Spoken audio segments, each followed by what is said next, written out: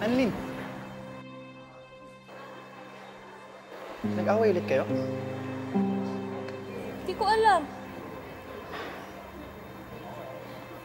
Oh, Annalyn, what happened?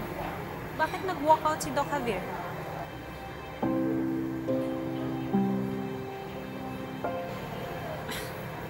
Huwag mo nang pansinin yun. Just have fun tonight, okay? Annalyn, huwag ka magpa-apekto sa lahat ng tao. Kung sinuwitan ka ni Doc Javier, so be it. Just work with him professionally. And you don't have to be friends with everybody. Diba? Gusto ko lang naman po malaman kung ano po problema ni Doc Lindon. Kasi okay naman po kami.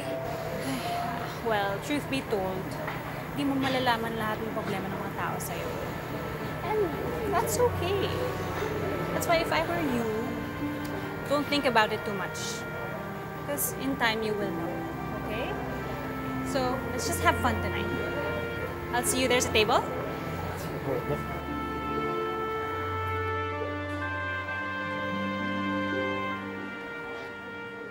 Tara na.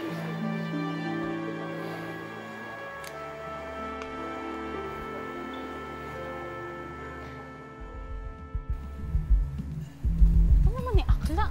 Maura pa ba yung sa loob? Ay, naku, sana all. Tignan ko na nga.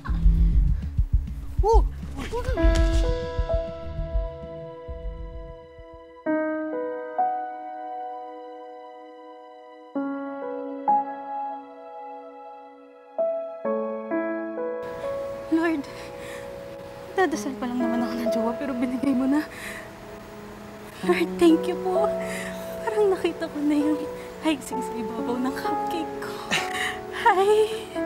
Okay ka lang? Okay lang ako. Hi! Sige, una na ako, ha. Mag-ingat ka. Oo. Ikaw din, ingat ka rin. 0932-821-3221. IG, mapapasakin ka rin. DM mo ko. Narinig ka yan. Masaya found the one! I found the Mr. Right din.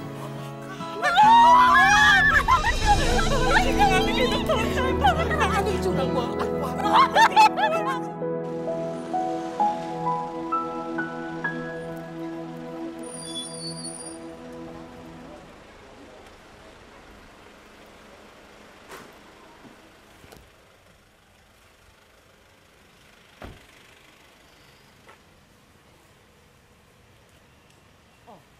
May problema ba? Dito ba tayo mag-grocery? Oh, bakit? Akala ko kasi doon ka sa mas malaki at mas sosyal na grocery na mimili. Ay, naku, Robert. Wala akong kahilig-hilig sa mga ganyan. Napakamahal ang mga bilihin dun eh. Dito, mas mura pa. Tara. Meron dyan. Tingnan mo, tingnan mo. Oo, sandali. Sayang po. Robert, sandali lang. Baka may pagkain pa dito. Ate, kuya, gusto niyo po bang ipag-grocery ko kayo? Talaga ho? Pag-grocery niyo po kami? Oo, para sa mga pang-araw-araw niyong bilihin, para sa pagkain po. Pagkain? Pagkain. Ay, Danilo, tawagin mo yung mga bata. Mga bata! Bilisan mo, Dali bilisan lang mo! po! Dali lang po! Naku, ma'am, sigurado po kayo. Ma'am, salamat po. Danilo, bilisan mo!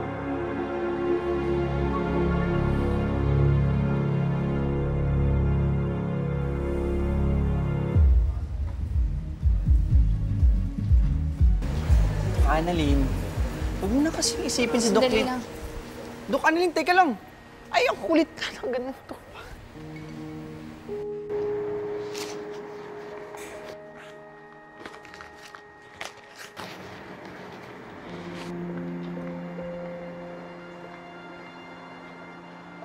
Doc?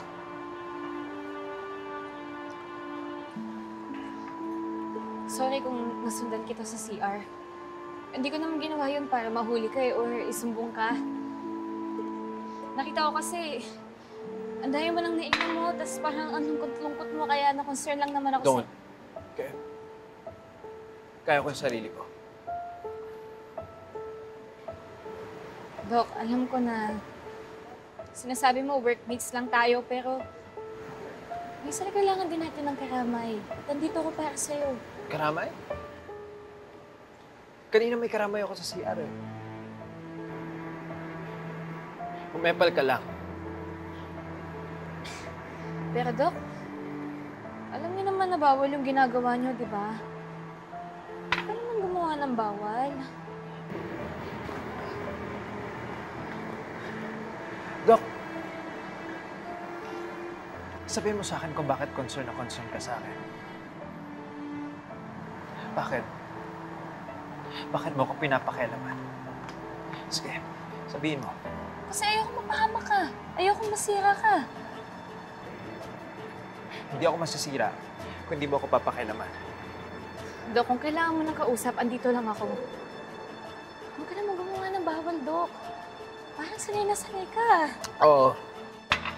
Sanay-sanay akong gawin yung lahat ng bawal dahil yun yung gusto ko. Well, ngayon kung nag-aalala ka sa akin, samahan mo ko.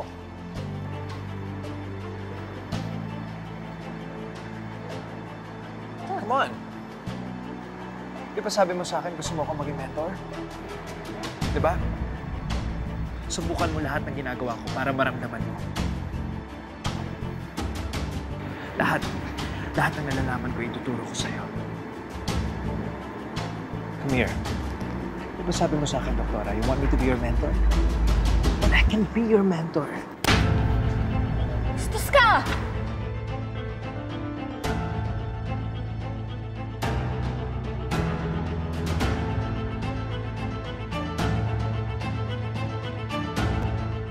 Bastos ka! Dok, ano to? Ano ginawa mo kay Annalyn? Pwede ba usapan ng mga doctors? Ano usapan ng mga doktor? Bastos ka! Akala ko dati masungit ka lang, moody ka lang na may respeto, pero hindi pala. Alam, mabuti na tinatago mo totoong ugali mo. Kasi kung hindi, ang daming lalayo sa'yo. Bastos ako? Fine. And Doktora, stay away from me.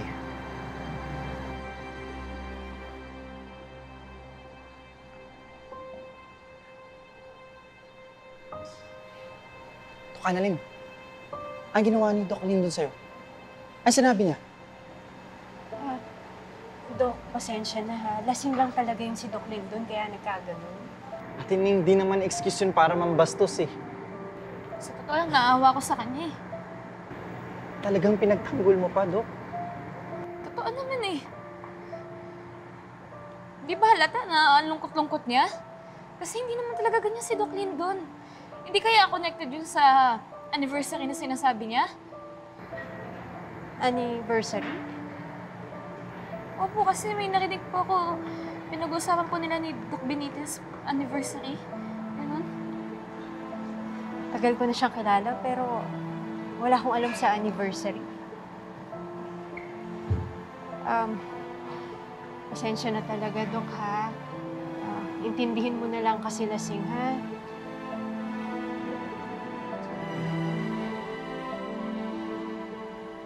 Dok Annalyn, kung may problema man si Doc Lindon, eh kanya na yun, labas ka na dun. Tignan mo, ikaw na napapahamak.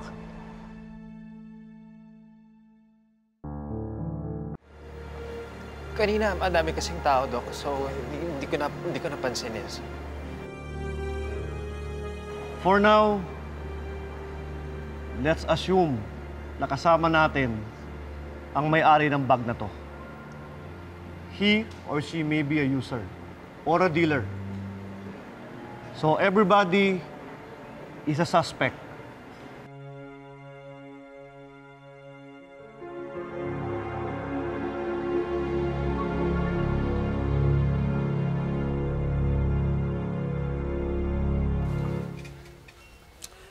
Pinagmukha na naman tayong masama ni Moira.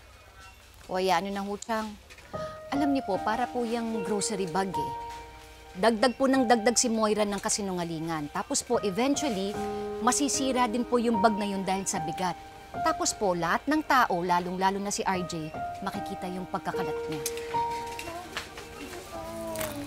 Huwag na kasi nilukuhan. Tama na. Kasi makukulit. Pagalitan na nga tayo eh. Kami. Excuse me po. Kayo po yung may-ari nung kariton po sa labas? Yung mga pulube, kayo ba yun? Chang! Ay, kayo po yung pamilya na nilibre po ni Moira, tama po ba? Oho. May problema ho ba? Pasensya na po kasi parang naririnig ko po kasi na napagalitan niyo po yung mga anak ninyo. Wala naman ho. Ito kasi mga anak ko, gusto pang kumuha ng chichirya. Pinapagalitan na nga ho kami ni Ma'am Moira. What? Akala ko ba nililibre kayo ni Moira nung lagay na yun? Oho. Pero wag daw kaming garapal. Kung hindi, ipapakulong daw ho kami. At isusumbong pa nga daw ho kami sa garden na magnanakaw daw ho kami. Kala ko nga, mabait na tao yan. Pakitang tao lang pala. O, sige na. Sige po.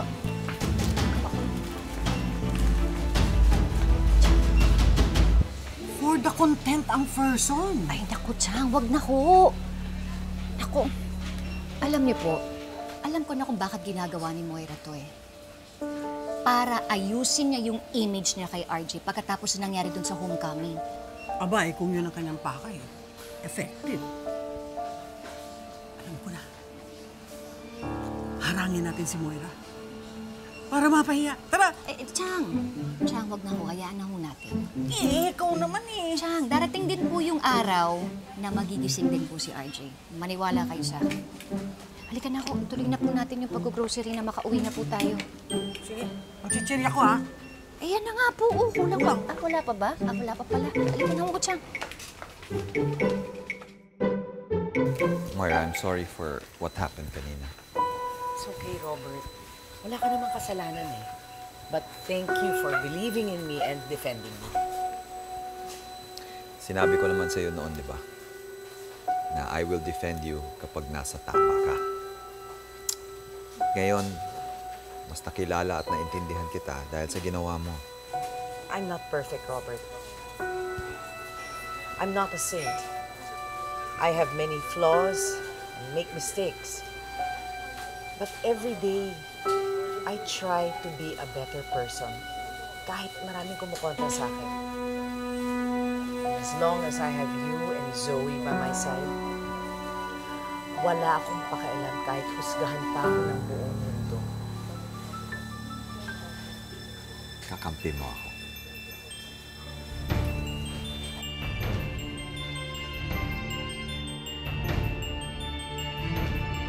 The number you dialed is unattended.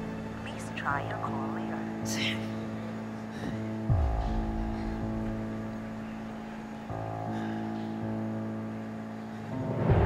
Pati pag umuwi ko, lasing na yun. Oo nga.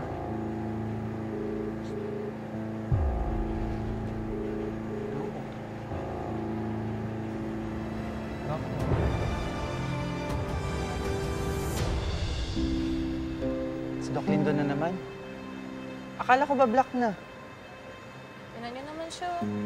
Pero lungkot-lungkot niya. Dok, wag na. Red flag, remember? Ba? Kung para sa kanya, hindi kami magkaibigan. Para sa akin, kaibigan ko pa rin yan.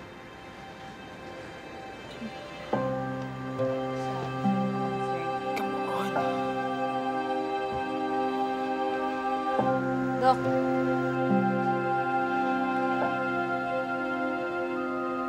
Ano ba problema? Okay ka lang? Please, leave me alone. Okay? Hindi naman kita pwedeng pabayaan mag-isa. Kaya mo bang umuwi mag-isa? Doktor Samahan Santos, ka- sinabi ko, leave me alone. Yun lang yung pakiusap ko. Iwanan mo na ako mag-isa, please.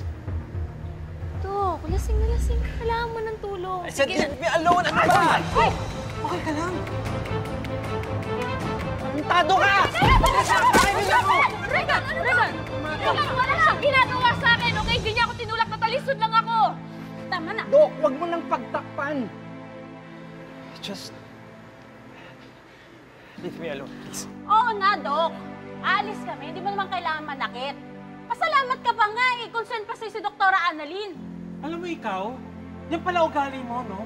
Sa totoo lang, Dok, akala namin mabait ka eh. Hindi ka lang pala bastos, bayolente ka pala. Iwan niyo na ako, please. Kayo ito yung sunod ng sunod eh. Please, iwan niyo na ako. Leave me alone! Ikaw, umayos ka. Regan! Walang doktor-doktor sa akin pag sinaktan mo tong kaibigan ko. Lalo na si Annalyn. Dok, hindi nga ako sinasaktan. Wala nga siya ginagawa. Ano ba?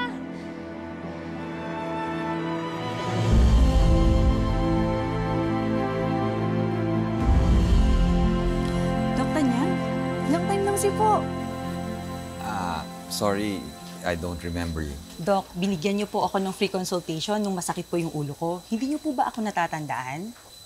I'm sorry, pero hindi kita maalala eh. Tamang-tama, Doc. May sakit po yung nanay ko. Baka pwede rin po siyang magpakonsulta sa inyo. I'm sorry, pero hindi ako nagagamot. Hindi nang gagamot si Doc RJ ngayon kasi he's on leave for 1 month. Kaya baka pwede sa susunod na lang. Sige po. Pasensya na po sa storbo.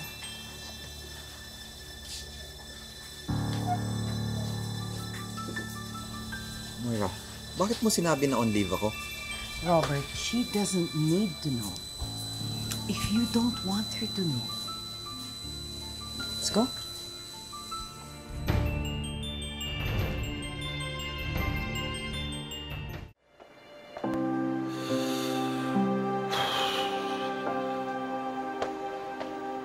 Dok, may kailangan ba akong malaman? Sa'yo ba yung morphine? Maniwala ka sa akin, matagal na ako hindi gumagamit nun. Dok, alam ko malapit na yung death anniversary niya. Okay na ako, okay? Huwag mo naman ako pagbintangan, Ate Ning. Porket alam mo yung past ko. I'm trying my best every day. Kaya maniwala ka sa akin, hindi ako gumagamit nun. Pero Dok... Okay, ano sa tingin mo? Adik ako? Okay, fine! Fine, ako na yung adik. Sa akin yun. Ano, gusto mo isumbong mo kay Carlos? Halika, samahan mo ko. Hindi, samahan kita. Ano naging adik ko?